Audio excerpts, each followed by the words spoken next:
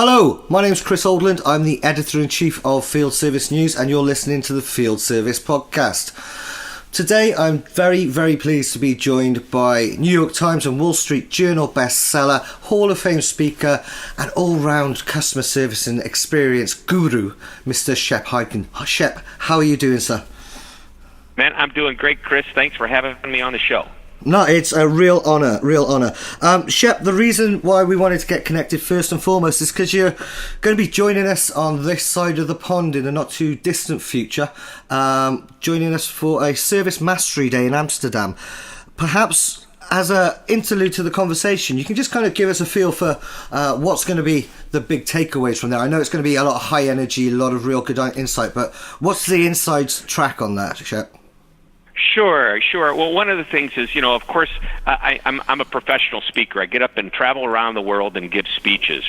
And speeches, so many times, they're very thought-provoking. They'll make you, there's strategy involved. But what I like to do is I like to back up all of that with very specific how-tos. Okay. So when we talk about customer service, we're going to be talking about very specific techniques that the audience members and their companies and the people in their companies are going to be able to actually go forth and do literally the day they get back to their offices. So it's not like theory, although some of it is, but it's backed up by specific how-tos.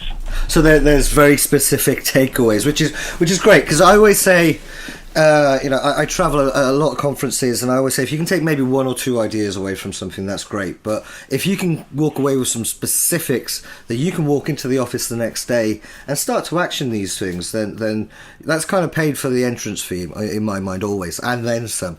But let's kind of dig deeper into some of the topics, because I've been keen to speak to you for a long time, so I'm a big fan. One thing that really comes through in a lot of your work is how, when we're talking about customer centricity, when we're talking about building an outside in, an understanding of the customer being the central pillar of an organization, there's very much a pulse around creating a culture. Now, for your mind, Shep, does culture always have to be driven by the top? Does it have to come from the executive board that say, we're going to adopt this very customer-focused approach?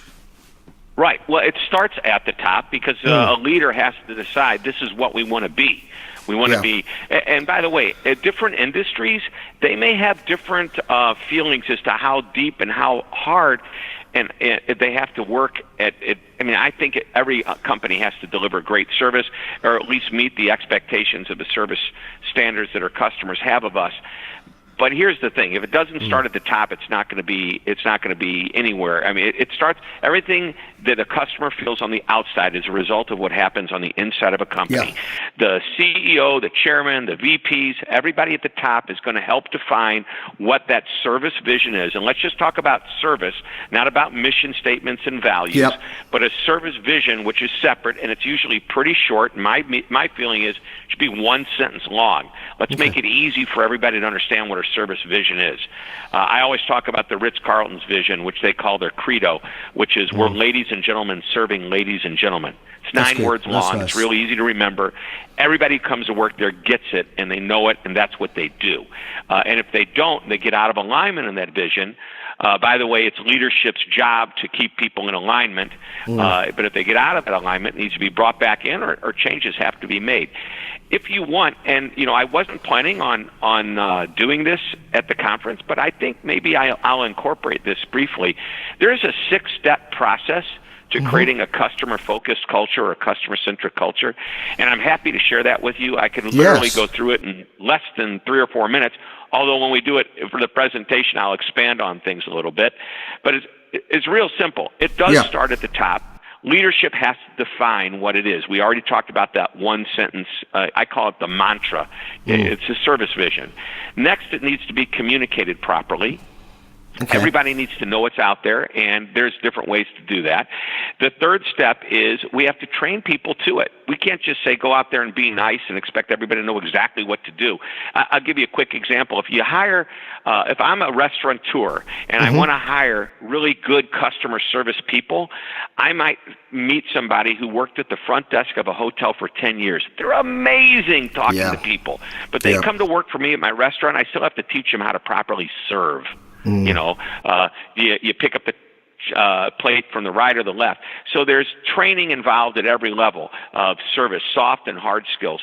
Then the fourth step is that the leadership must be the role model, and they must showcase. Leadership and managers have to show what it is. You can't treat people one way, but you're telling them to act a different way. And step 5 is the alignment thing we just briefly talked about.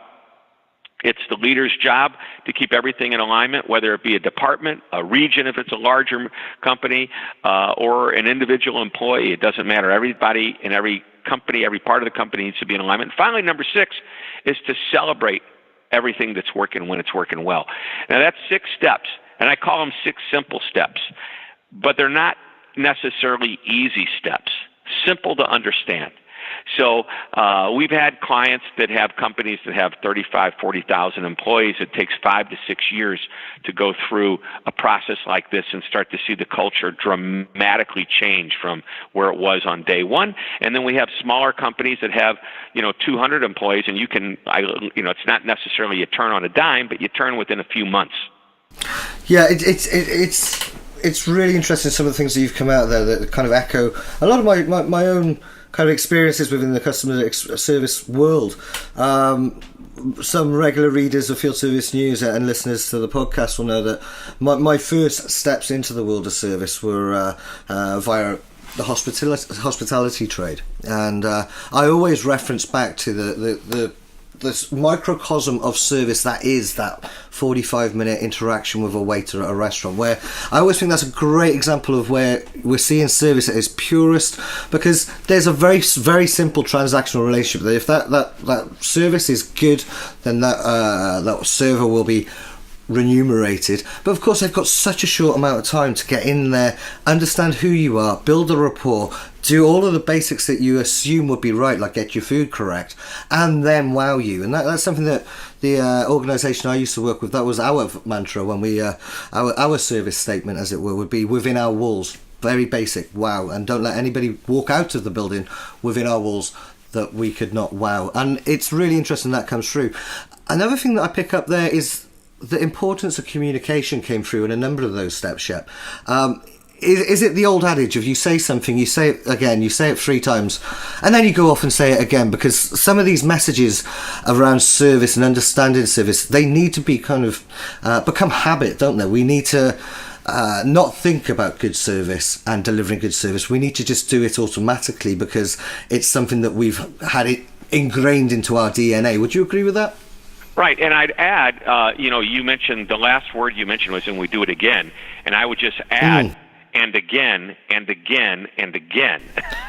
Yeah, so, absolutely. Right, because it's the kind of thing that you must constantly remind people of. Some of the best companies have brief, short meetings where, they'll spend, they call them their Monday morning huddles or their daily huddles, but at least once a week, they're taking about 5 or 10 minutes out of a meeting that they might have and saying, hey, let's talk about our service that we're delivering, or customer experience that we're delivering out there. And, and there's all types of tools. And one of the things we'll do at our event is I'm going to share with the audience some of the tools that they can use on a regular basis, because if they do want to become a customer-focused, customer-centric organization, they need to be doing things on a regular basis, emphasizing. So there's an old saying that says, training isn't something you did, it's something you do. And it's ongoing. And I would say it's not like, well, we onboarded them, we gave them a week's worth of training, and we spent a whole day on customer service. Great. I love that. Well, follow that up with 5 or 10 minutes once every week or 2 weeks to remind them how important that day was. And 10 years from now, you're still doing a weekly 5 or 10 minute emphasis on customer service, and people realize this must be important. It's what they talk about every week. Exactly. I mean, it's one of those things that a lot of companies kind of fall into the trap of, right, we'll do customer service, we'll do a customer satisfaction day or a customer experience day, and we'll do it as this big one-off thing where we'll get everybody involved from all the different, and that's fantastic. But then it'll be forgotten across the next 12 months until it's time to do the next big customer satisfaction day, and the momentum is lost. Whereas doing a lot can really kind of keep that momentum going across the interim, and like you say, really drive the message home. Hey guys, this is kind of important to us. That's why we talk about it a lot. You know, right. It's one of those kind of constant mantras that needs to kind of be embedded. And I always see that with the companies that get service the most, it seems to be something that's just truly embedded right at the core of the business, that's constantly not far from the surface. Right. So, Shep, one of the things I wanted to bring the conversation around to, given our audience, obviously the Field Service podcast, all of our listeners, or an awful lot of them, are service directors within field service operations. And one of the things I've seen across the last decade or so in field services, we've seen service move from being a necessary evil, something that was contained into a cost centre, through to becoming a real differentiator amongst companies. We've seen the shift towards servitization, where manufacturers are no longer making their equipment and having service as a carrot on the stick to sell the equipment. They're now thinking about how they can generate revenue from service. So in our market, we've seen service really drive forwards and become a very, very kind of get that seat at the top table. But what's really become quite interesting for me is in the last few years, as we see the whole world move towards digitalization, the field service organisations, perhaps, in my opinion, have a slight advantage here, because it's one of the few areas where there's still a face-to-face conversation. I mean, in your experience and with your thoughts, how important is it to leverage that kind of that human interaction that may get lost when somebody's perhaps ordering something via your website and then chatting to you via a chatbot, and that human interaction we may be missing a trick. And so do field service companies have a slight advantage by being able to put that engineer, who's always a very trusted advisor as well, into the face of the customer? And can they build upon that? Right. Well, I think, there's no doubt that the human-to-human experience is far more powerful, and still is today. That can end up changing, just as generations, 1 or 2 generations from now, these people will have grown up a different way than we did 2 or 3 generations ago. So, I mean, when I was a kid, there was no cell phone, yet my kids have no, they can't imagine what it would be like without a cell phone. Yeah. When I was a kid, we didn't have a computer. They can't imagine not having Google and a computer. And I think that the digital world and the expectations of customer service will evolve and change with technology as people become used to it, as generations who are moving forward. And I wouldn't even say generations. We can talk about 3 to 5 years worth of a wave of people. You got people coming into the workforce that are used to a certain thing. It's comfortable for them. There will be a point in time, I'm guessing, that some people will say, why am I even talking to anyone? But field service, oh my gosh, what an opportunity. Years ago, and I wrote about this recently in a blog that you and I were talking about before we jumped on and started the podcast. I talked about this concept of how customer service, you're being compared to other companies. Well, there was a guy, Tom Baldwin. I believe I mentioned him in this article, but if I didn't, it was another article. Tom Baldwin is the CEO. He used to be the CEO and chairman of Morton's the Steakhouse, which is, they have Morton's worldwide, but they're prominently here in the U.S. Morton's had the philosophy, let's not advertise, and let's not do traditional advertising like put it on radio ads and newspaper ads and TV ads. Let's invest in our people, because our people on the front line are going to give those guests at our restaurant the experience. They're going to make them want to go out and talk about us and then come back to us. When we're in field service and we're walking into somebody's home or their office, we have an opportunity to represent our brand in a way like no other company could represent us. Imagine you buy something from an online company and you receive a nice box with a nice note in it saying thank you for your order. Very nice, very friendly, and you create, that company's created confidence.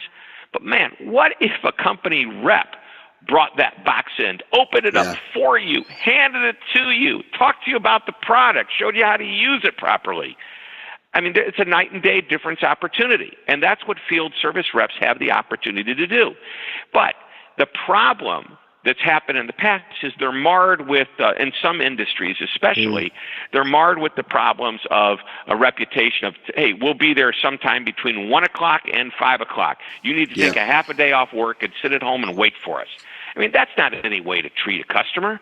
Oh, But yeah. now companies are with technology, and by the way, technology marries a human-to-human relationship when technology can send a text to your customer to let them know, hey, we're on our way, click here, and you can actually watch, just like you watch your Uber or Lyft car that's coming to pick you. You can watch how they're winding around the streets, getting closer and closer to you. You can watch how your field service rep that's coming to your location is getting closer and closer, letting you know to be prepared or to go, to wherever you need to go to get there and meet that person. So I think there's great advances in technology that marry really well with the human-to-human experience. Yeah, absolutely. It's one of those that our industry is so. I wrote my leader in the last issue of FieldServiceNews. I used the phrase, I'm proud of my industry and I'm proud of my sector because we've embraced technology with a swagger, yet whilst at the same time we've still got service at our heart. And it's a real kind of union that is a guide to success. If you can utilize the technology, as you referenced there, great example of scheduling technology that can communicate with the customer. I had a call from a multinational company, blue chip company, who will remain nameless here in the UK the other day. And I had that morning or afternoon slot available to me, and I almost fell off my seat because I'm so used to, okay, we can get this in the hour. I often say, especially in the business-to-business side of the market, I wonder how it must feel if an organisation say, well, we can get an engineer to you in maybe 11 days. Now, I know there's an awful lot of experience out there and certain roles require very, very high-level knowledge, but I would be sitting there thinking, hey, my florist can get me flowers for my wife within an hour and text me within a 15-minute appointment and tell me when they're there. Surely you guys can dial some expertise in or at least raise that game. And that really comes to that point that you were alluding to in the article and you've referenced there. And it's interesting because I was out at Field Service USA in Palm Springs last week and I had a number of conversations around this point. The service that we deliver, it's not a case of it's got to be as good as or better than those companies in our competitive sphere. We've now got to compete with the service standards that customer, the best service standard that customer has ever had, because that's what we live in now, isn't it? It's the age of the instant. It's the age of Uber and Amazon, and everything has been raised up, and we've got to kind of rise to the game with that, no matter what industry we're in. Do you agree with that? 100%. That's what I've been writing about. That's what I've been preaching about for years, but especially in the last few years. See, customers are smarter than ever before, and they're smarter for two reasons.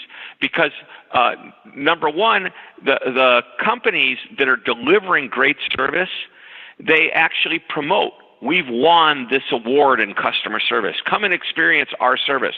And then when you actually experience it, you go, wow, that's great. So now companies are educating or making at least a promise to their customers that they're going to deliver the service. And then when they finally do, they go, this is fantastic. And then this customer goes to another business and thinks, why can't this person I'm dealing with be as smart, as helpful, as knowledgeable, as nice as whoever I was just with? Why can't they be as consistent? Why can't they be as predictable? And that's what the best companies, by the way, do. It's not that they blow you away every single time. I have a new theory, and I'll announce this for the very first time on your show, because I started thinking about this in the last 3 or 4 days as I was preparing and writing up a speech. I always joke about, it's not a joke. I ask my audiences, how important it is to satisfy customers, and everybody's hand goes up. And it is important to do that, but if you think about it, what is satisfactory? It's a rating, right? Now, I've been talking about this for a long time. On a scale of 1 to 5, where does satisfactory fall? It's probably number 3, right? You've got poor, you've got fair, you've got satisfactory, you've got good, and you've got excellent. Okay. So satisfactory means you're okay. At the end of the day, I think that's mediocrity, not satisfactory. So let's talk about what good is. Companies that are good. And the reason they're just good and not excellent is because, pretty much every time I go there, they're usually friendly, they're usually nice. And that word usually gets in the way instead of they're always nice and they're always friendly. So I think good companies, they're average, and sometimes they're a little better than average, and then sometimes they're average again, or they're satisfactory. And that's what good companies do. Let me tell you what excellent companies do. They're good. They're good. They're just above average. But all of the time, it's consistent, it's predictable, they don't miss, and by the way, when they do miss, they have a system that brings it back up. So that's the point. Excellent doesn't mean you blow me away every single time. Excellent means you've done a little bit better than I thought it was going to be, or a little bit better than average, or a little bit better than expected, all of the time. You know what? When here's what you want your people, your customers to say about you. I love doing business with them because they're always friendly. They're always knowledgeable. I know that even when there's a problem, I can always count on them. That word always followed by something positive. That's what the best companies are doing, is they're creating the experience that is the always experience. There you go. There's a new one. But my new concept is that the best companies aren't like excellent over the top.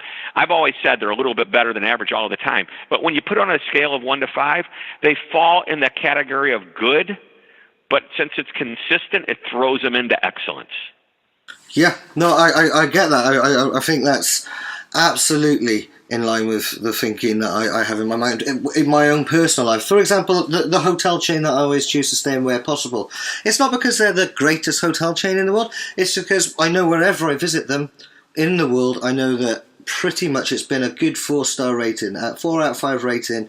It's never dipped down to a 2, where certain other chains say maybe a 5 over here and a 2 down here, and there's not that consistency. And one thing I'd perhaps add to that, Shep, I think what that consistency does, and what that word always does, is it adds that degree of trust.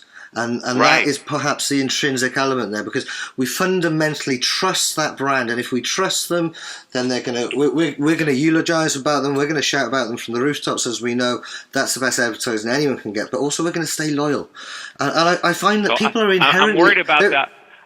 I'm worried about that word you just used, eulogize. I think the better word is eulogize happens when somebody dies. But evangelize. Yeah, good point well made. Evangelize. Let's evangelize. I'm My sorry apologies. To cut you off, but I had to do that. Yeah, no, you're quite right too. It was a bit of a Freudian slip at my side of things. It's towards the end of the day here. I'll blame myself, but no, absolutely to evangelise about them, and but it's that trust. It's that thing. Now, this kind of leads us on to something that I wanted to discuss with you. And this is one that I'm sure this question must get thrown at you every time you speak, and it's the one that we all want to know, and I don't know if there's an answer, but what I'd be keen to find out is how you would approach understanding the answer. And that's very simply, what is good customer experience? How do we measure it? How do we know that what we're delivering is good? And what is good? Right. And I know we've kind of covered that a little bit with the consistency, but what is it that's that difference between that 3 and that 4? How do we measure that? How do we know that we're getting that? I mean, is it just simply NPS and customer surveys, or what would be some fundamental steps you would advise for a company trying to answer that question? Well, first, I want everybody to understand that the company cannot define what the customer thinks great customer service is. Only the customer gets to define that. So you may think you're delivering the best customer service in the world, but it's really up to the customer to decide whether you're whether you're doing it well, and whether you're honoring that brand promise that we are going to deliver. So that's the first thing I want you to think about. Customer defines it. So we need to ask the customer, how are we doing? And you can use NPS. I love NPS. I love the simplicity of NPS. But NPS is a score of sentiment. It's a score of, this is how I feel about you. I'd be willing to recommend you. Any customer satisfaction type survey that talks about, tell me about your experience in the past, okay? Tell me about your experience you just had yesterday. I love those because they let you know we did a good job. The real number I want you to think about, and beyond this, first of all, if you're going to give me a number on a scale of 0 to 10, and you give me a 9 or a 10, or you give me a 2, okay, which I would hate to get, I want to know why. So a good follow-up question is, well, why did you give me that? Or if you gave me a 10, what's the one thing I could do to make this great experience even better, okay? Because if your happy customers are telling you about another way to make it better, well, gosh darn it, that's a gift. Especially, by the way, the one-off idea may not be worthy of anything, but if you have 100 customers you survey and 80 of them give you a 10, and 10 of those people, hey, here's an idea, and they're all the same. Wow, there is the gift. Yeah. But if they give you if they give you an 8, what would it take to make a 9? If they give you a 6, what would it take to make it a 7? And if they give you a really low score, say, boy, and by the way, it's important to follow up with people with good and bad scores. So getting scores is nothing more than an opportunity for you to further engage with the customer, not just say, oh, we did a good job or a bad job. Obviously, if a bad rating comes in, you probably want to do some damage control. But let's start with the idea that you get a rating to let people know how you're doing. But the real number is, does the customer come back? Because one is intent or some type of sentiment, and the other is actual behavior. And I like behavior because behavior means they came back, and there's real ROI that's attributed to that repeat customer that comes back again and again, or calls us again and again for service, loves us and trusts us. And by the way, you made the comment about they have to trust us. That's what that confidence does. The old saying is people want to be around people and do business with people they know, like, and trust. Trust is a hard part to earn. But anyway, I digress. I think that, hopefully I've given you a good framework, to think about. Customers expect more than ever before, and when they give you a rating, even if they give you a 10, doesn't necessarily mean they're coming back, but you want to see what can we do to make sure they come back. By the way, when you get the 10, given the opportunity for the customer to buy whatever it is you sell, or order whatever it is you're selling, they will probably go back to the people that made them happy the last time. So, it is, it's in all probability a great score leads to more business. But I want to measure how much business that is.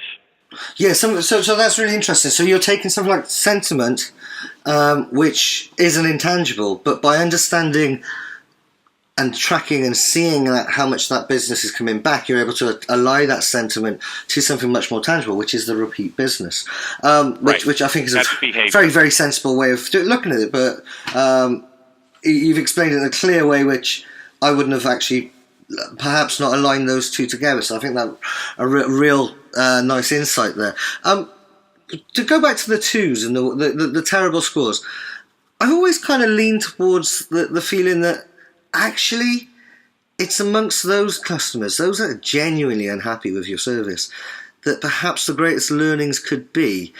Maybe that's because I'm a pessimist. Growing up in Wales where it rains every day has that effect on one's soul. But I've always kind of tried to learn from mistakes as much as possible. And in the service world, I see that perhaps if you can if you can get past the frustrations of a customer like that, there's probably some key learnings in there. What's your thoughts to that? Well, let's just say that we receive a letter, a complaint letter from a customer, specifically about a situation. Maybe it was a field service rep was in somebody's home, and who knows what happened. But you receive this letter. What do you do with this letter? The leadership manager or whatever. Oh my gosh, let's call the customer and let's fix this. Okay. The next thing is let's go talk to the person that caused the problem. Because the rating is based on somebody doing something wrong, and whether how you train them properly, hopefully it's a training opportunity, not a berating opportunity where you beat them up verbally. Yeah, great phrase. That's what typically happens with a complaint letter. What happens with an accolade letter? Hey, everybody, great accolade, and they stick it in a file. I believe it's just as important to take those accolade letters and break them down the same way you do a complaint letter. You get the complaint letter, why did this happen? How can we avoid this from ever happening again? Is there something we can learn and put into our process to either eliminate or mitigate this situation from ever happening? And that's what happens with complaint letters. But when we get that accolade, I think to myself, why aren't we getting this letter from every customer or from a majority of customers? So what is it that caused this person to write this letter that may have been a one-off, may not be done that often, something we could do more often, something we could put in a process so it always happens? What can we learn from that Accolade, and that is just as important. And maybe, just as you said, you think the complaint is powerful. That Accolade, once again, we think we're doing pretty well, and if overall we're doing pretty well, if we get accolade letters, things that stand out, let's incorporate those standout things into our process. And this goes back to the to bring the conversation back to the top chef. This goes back to the sick through your simple, but how do you phrase it? Simple to understand, but perhaps not so easy to implement.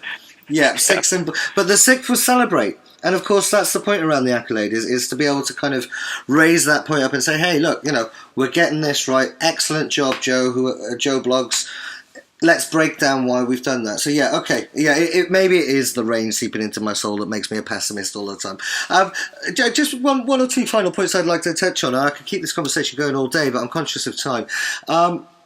One of the things that has come across to me across the last part of this conversation, talking about the input from the customer, we're kind of starting to edge towards the conversation around adopting an outside-in approach to customer service strategies. Something that's been thrown around for a long time. I remember a very, very good friend and mentor to me, Steve Downton, here in the UK, first introduced me to the concept some time ago.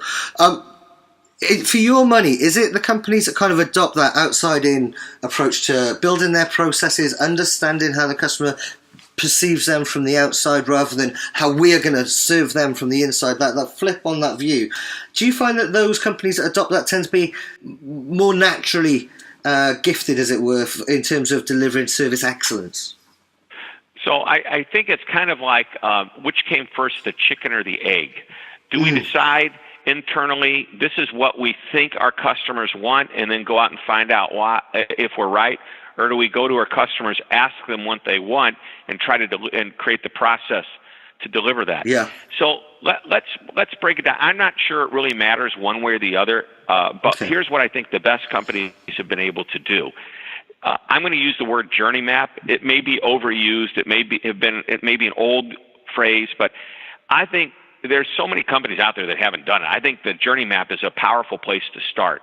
So here we want to sell a product. Number one, we've done our research. We know this is a product that people would buy. Maybe because people buy it from other companies, we decide we're going to create a product.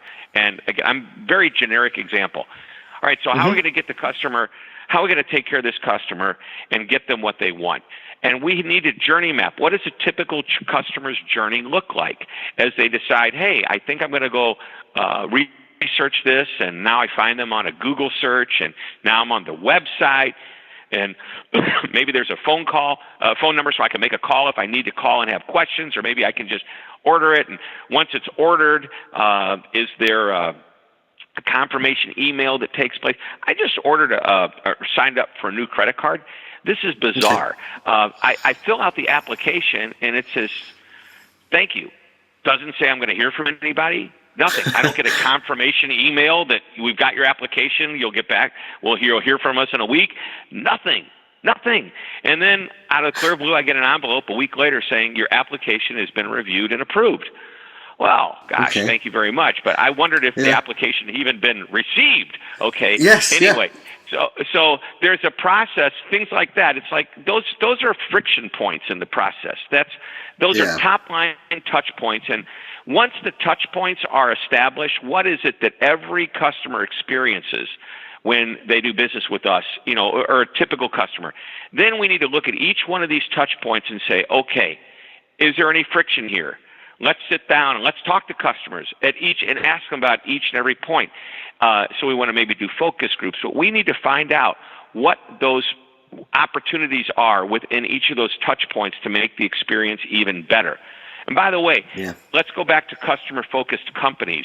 It's those touch points are typically dealt with the front line. People interact either on the phone or in person, especially field service, right?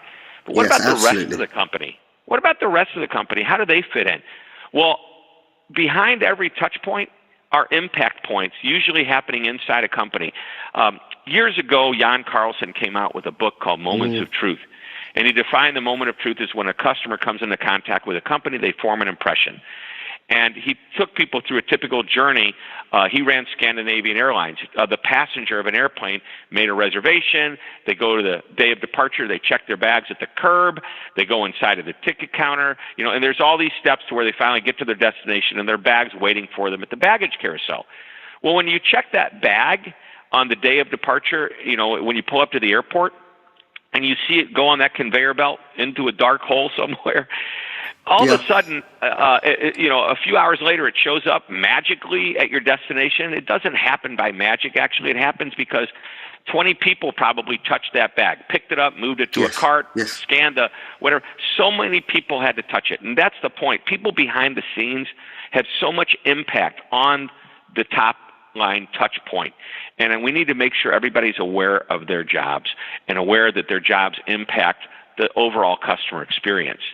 Yeah, it's I think it might have been Carlson as well. It was a quote that was given to me the other day, and it may well have been Jan Carlson as well. But if not, I'll put it in. It sits alongside this in beautiful context. There are two types of people. There are only two types of people within any organisation: those that serve customers, and those that serve those who serve customers. And that really kind of speaks to your point there. Right. Mm-hmm. Yeah. Jan Carlson said, if you're not serving the customer, you're probably serving somebody that is serving the customer or supporting in some way. Yep. Which I think absolutely hits that nail on the head. Look, as I said, Shep, it's been a real honour and a pleasure chatting to you. Hopefully we can do this again sometime. But we're kind of at the end of the podcast. I would just like to kind of say, well, I'm looking forward to seeing your presentation. It's going to be at the Novotel Amsterdam at the Service Mastery Day on May 30th from 3 till 5:30, if I remember rightly. So looking forward to seeing you there. And also, just for those listening in, where can we find you? Where can we follow you on Twitter amongst your army of Twitter followers?